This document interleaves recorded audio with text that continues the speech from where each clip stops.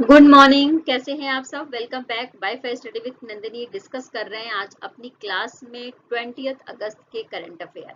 Morning का thought देखेंगे और उसके बाद अपनी क्लास को स्टार्ट करेंगे। जैसा कि आप सबको ये पता है कि मैंने फॉर्मेट में चेंजेस करे हैं, तो प्लीज कमेंट बॉक्स में अपने सुझाव जरूर दीजिए कि क्या आपको वो फॉर्मेट पसंद आ रहा है या नहीं। तो चलिए स्टार्ट कर। देखो, यदि लक्ष्य सही नहीं हो तो ज्ञान बुराई बन जाता है। इसका मतलब क्या है? इसका मतलब ये है कि अगर आपने कोई एम डिसाइड कर लिया है लेकिन वो एम पॉजिटिव ना होकर नेगेटिव है, तो आपकी जो सारी सोच है वो नेगेटिव दिशा में आगे बढ़ेगी। आप नेगेटिव लक्ष्य को पाने के लिए अपना पूरा ज्ञान उसमें लगा देंगे। तो इसलिए हमेशा आपको सही और गलत का ज्ञान होना चाहिए। किस दिशा में आप मेहनत करें ये भी आपको पता होना चाहिए। तो इस बात का हमेशा ध्यान रखिए कि सही और गलत का चयन करना आपको आना चाहिए। जो सही है उस दिशा को ही आपको सेलेक्ट करना है और जो गलत है उस दिशा को छोड़ते जाना है। तो चलिए स्टार्ट करते हैं इसी बहुत ही खूबसूरत विचारधारा के साथ अपनी क्लास को।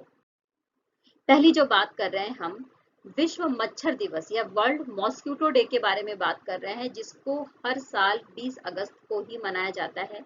और किसकी याद में मनाया जाता है? तो सर रोनाल्ड रॉस के याद में मनाया जाता है। सर रोनाल्ड रॉस के बारे में अगर मैं बात करूं तो ये ब्रिटेन के एक चिकित्सक थे, डॉक्टर थे, और इन्होंने ये पता लगाया था कि किस तरीके से मनुष्यों में मलेरिया का संक्रमण होता है और किस मच्छर के काटने से होता है। इन्होंने ये बताया था कि मादा मच्छर है उसके काटने की वजह से मनुष्यों में मलेरिया का संक्रमण होता है। तो जिसकी वजह से, और कब बताया था? तो ये इनके द्वारा बताया गया था 20 अगस्त को 1897 में। ठीक है, तो इसीलिए 20 अगस्त को वर्ल्ड मॉस्किटो डे मनाया जाता है इनकी याद में, और इनकी इस खोज के लिए इनको नोबेल प्राइज भी दिया गया था। आपके लिए क्वेश्चन ये है कि क्या आप बता सकते हैं कि वो कौन सी मादा मच्छर है जिसकी वजह से मलेरिया जो संक्रमण है वो फैलता है। क्लियर? हमने यहाँ पर बात कर ली सर रोनाल्ड रॉस जी के बारे में। आइए नेक्स्ट बात करते हैं अक्षय ऊर्जा दिवस। अक्षय ऊर्जा में सबसे पहले तो हमें पता होना चाहिए कि क्या क्या चीजें आती हैं।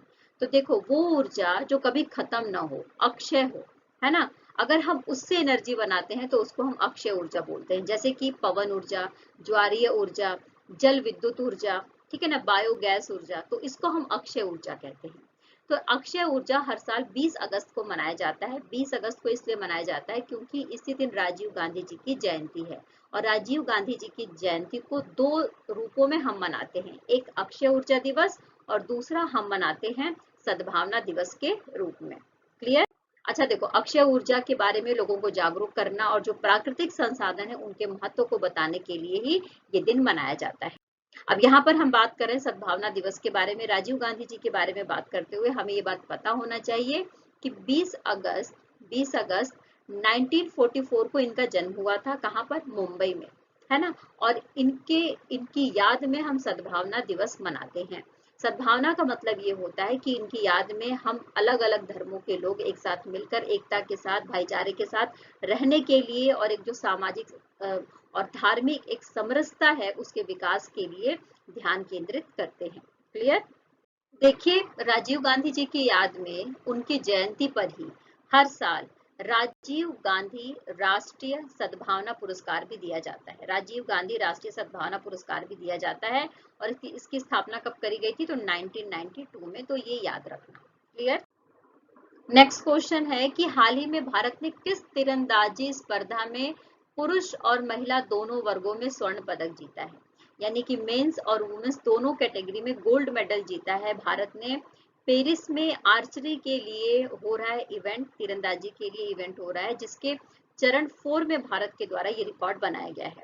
इसके बारे में और जानकारी लेते हैं। तो देखो, जो मेंस टीम थी उसमें भारत की तरफ से अभिषेक वर्मा, ओजस देवताले और प्रथमेश जावकर, ठीक है, शामिल थे, जिन्होंने गोल्ड मेडल जीता है इनकी एक टीम ने। और महिलाओं की टीम में ज्योति सुरेखा वेन्नम, आदिति स्वामी और परनीत कौर, ये महिलाओं की टीम है जिन्होंने गोल्ड मेडल जीता है।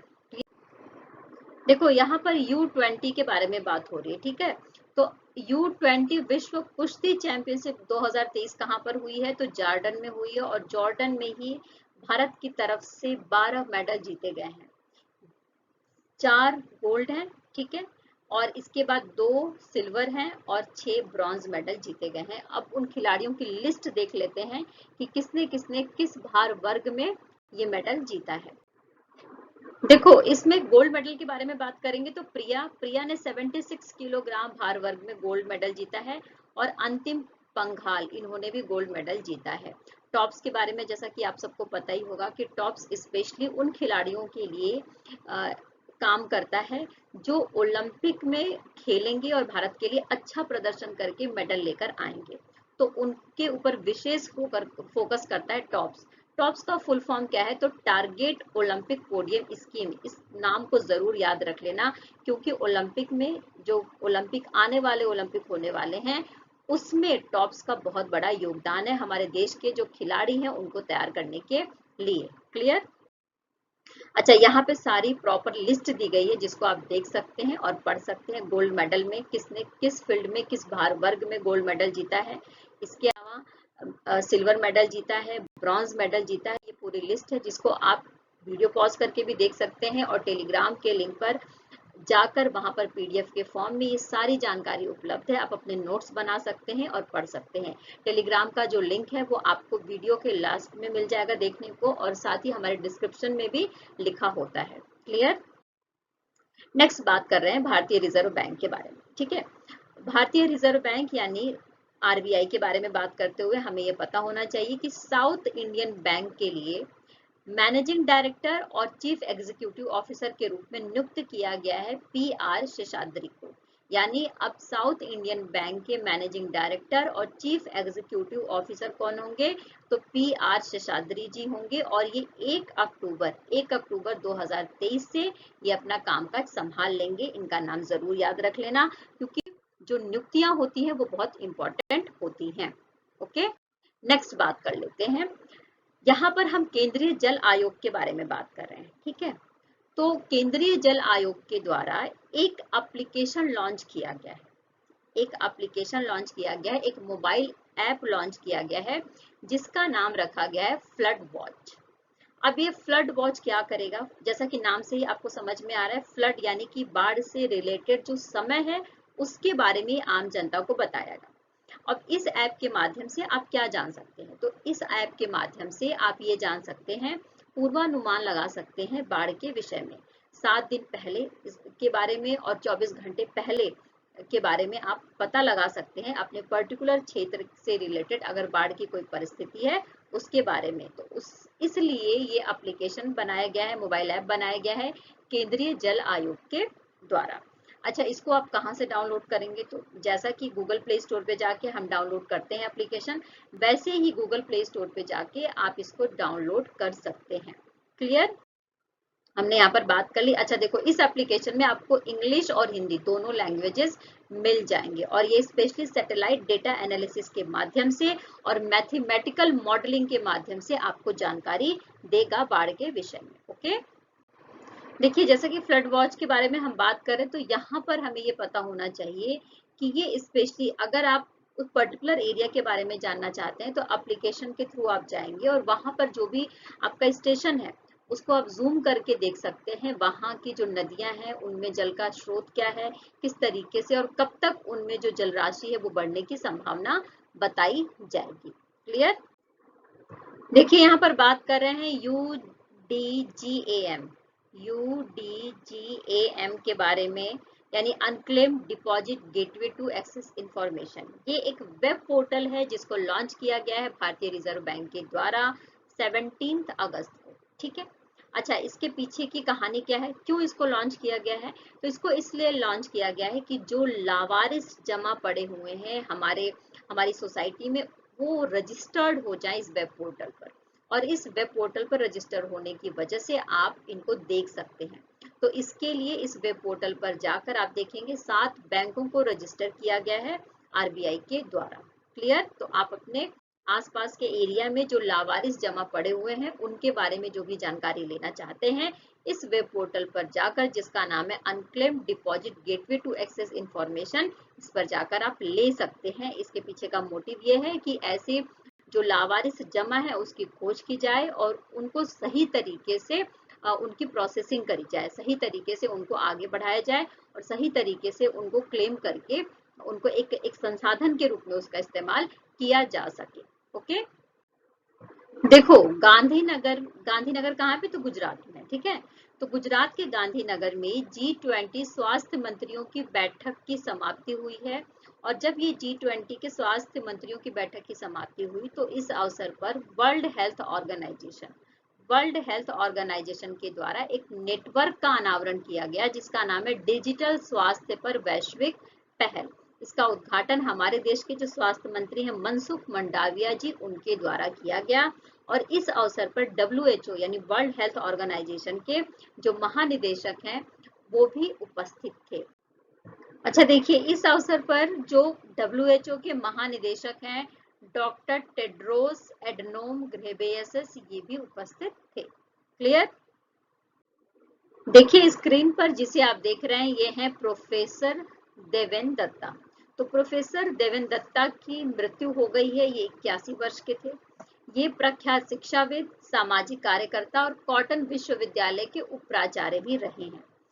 बहुत सारे सामाजिक संगठनों से जुड़े हुए थे और उपभोक्ता मामलों में ये बहुत ज्यादा योगदान देते थे। उपभोक्ताओं को जागरूक करने के लिए, उनके अधिकारों के प्रति उनको जागरूक करने के लिए ये काम कर रहे थे और पर्यावरण से संबंधित पर्यावरण संरक्षण के लिए भी ये काम कर रहे थे। तो इनका निधन हो गया है 81 वर्ष की उम्र में। क्लियर? देखिए विश्व मानवतावादी दिवस कब मनाते हैं? 19 अगस्त को। विश्व फोटोग्राफी दिवस कब मनाते हैं? 19 अगस्त को, ठीक है। इसके अलावा कमलेश वार्ष्णेय और अमरजीत सिंह को जो सेबी है उसके लिए सदस्य के रूप में नियुक्त किया गया है। सेबी का फुल फॉर्म क्या है? तो securities exchange board of India. इसके लिए इन दोनों को सदस्य बनाया गया है। अच्छा, पहली बार ऐसा हुआ है कि भारत का किसी व्यक्ति को विश्व एथलेटिक्स कार्यकारी बोर्ड में चुना गया है। विश्व एथलेटिक्स कार्यकारी बोर्ड के 4 उपाध्यक्षों की नियुक्ति करी गई है जिसमें भारत की तरफ से आदिल सुमरीवाला को नियुक्त किया गया है। हाल ही में किस संगठन का ओपन एआई के द्वारा अधिग्रहण किया गया है? तो स्टार्टअप ग्लोबल इल्यूमिनेशन का ओपन एआई ने अधिग्रहण कर लिया है जिससे कि ओपन एआई का जो मार्केट है वो और ज्यादा बढ़े। देखिए हमने पढ़ा था कि केंद्र सरकार के द्वारा जो सिटी बस संचालन को बढ़ाने के लिए कौन सी बस सेवा शुरू करी गई है, उसका नाम क्या है? तो PM ई बस सेवा, जिसमें सेंट्रल गवर्नमेंट की तरफ से 20,000 करोड़ रुपए दिए जाएंगे। और साथ में ये भी बताया था कि 169 जो शहर हैं उनमें सबसे पहले ये बस सेवा स्टार्ट करी जाएगी और लगभग 10,000 ई बस बनाए जाएंगे, उनकी स्टार्टिंग करी जाएगी। डोप टेस्ट में फेल होने के बाद किस भारतीय एथलीट पर प्रतिबंध लगा दिया गया था? इनके बारे में हमने कल पढ़ा था कि दुती चंद पर जो ये प्रतिबंध है ये लगाया गया है नाडा के द्वारा और 3 जनवरी 2023 से ये लागू हो जाएगा। ठीक है। दुनिया का पहला 3D रॉकेट कहाँ से लॉन्च किया जाएगा? तो मैंने इसके बारे में आपको बताया था, 3D रॉकेट का नाम भी बताया था, अग्निबाण था। क्या नाम था? अग्निबाण इस रॉकेट का नाम था। और किस कंपनी ने इसे बनाया है? तो अग्निकुल कॉस्मोस जो कंपनी है उसके द्वारा बनाया गया, जो एक प्राइवेट कंपनी है। इसको लॉन्च किया जाएगा भारत के आंध्र प्रदेश के श्रीहरिकोटा के सतीश धवन अंतरिक्ष केंद्र से। ओके। राष्ट्रपति द्रौपदी मुर्मू जी के द्वारा भारतीय नौसेना के बेड़े में नवीनतम शामिल पोत का क्या नाम है, जिसको अभी शामिल किया गया है? इसका नाम है INS विंध्यगिरि। जो विंध्याचल पर्वत है उसके ऊपर इसका नाम रखा गया है INS विंध्यगिरि। क्लियर? नेक्स्ट बात करेंगे बूढ़ा अमरनाथ यात्रा के बारे में। हमने बात करी जो कहां पर, जो किस स्टेट से संबंधित है? तो संघ शासित क्षेत्र है जम्मू और कश्मीर, वहां से संबंधित है। और आपको मैंने ये भी बताया था कि 18 अगस्त को जो गवर्नमेंट है उसने मंजूरी दे दी है, 10 दिन तक ये यात्रा चलेगी। और जब जो पवित्र गदा है वो उसका आगमन हो जाता है तो ये यात्रा समाप्त हो जाती है। किस पाकिस्तानी क्रिकेट खिलाड़ी ने अंतर्राष्ट्रीय क्रिकेट से संन्यास लेने की घोषणा कर दी है? तो वो है बहाव रियाज। ये 38 साल के हैं। साथ में ही इन्होंने 2019 में टेस्ट क्रिकेट से रिटायरमेंट ले ली थी और 2023 में ये क्रिकेट के सारे फॉर्मेट से बाहर जाने के लिए और रिटायरमेंट लेने के लिए इन्होंने घोषणा कर दी है। ब्रिटिश चैट शो कहे जाते हैं, उनका नाम क्या है? Michael Parkinson. तो इनका हाल ही में निधन हो गया है और साथ में ये भी हमें पता होना चाहिए कि इनको बकिंघम पैलेस में जो एलिजाबेथ द्वितीय है, वहां की महारानी जो थी, उनके द्वारा इन्हें नाइटहुड की उपाधि भी दी गई थी माइकल पार्किंसन को। क्लियर? देखिए इस सेशन में इतना ही, फिर कल मुलाकात होगी नए क्वेश्चन के साथ में, नए विचारों के साथ में। तो मेरा जो ये प्रयास है, अगर पसंद आ रहा हो तो लाइक का बटन उसको जरूर प्रेस करिए, और साथ में अगर आप नए हैं तो सब्सक्राइब कर लीजिए चैनल, और बेल आइकन जरूर प्रेस कर लीजिए, जिससे कि नोटिफिकेशन आपको मिलता रहे। और जो भी चेंजेस हैं उसके ऊपर जरूर जरूर अपने प्रीसियस कमेंट हमें दीजिए। फिर कल मिलेंगे, टेक केयर, बाय बाय।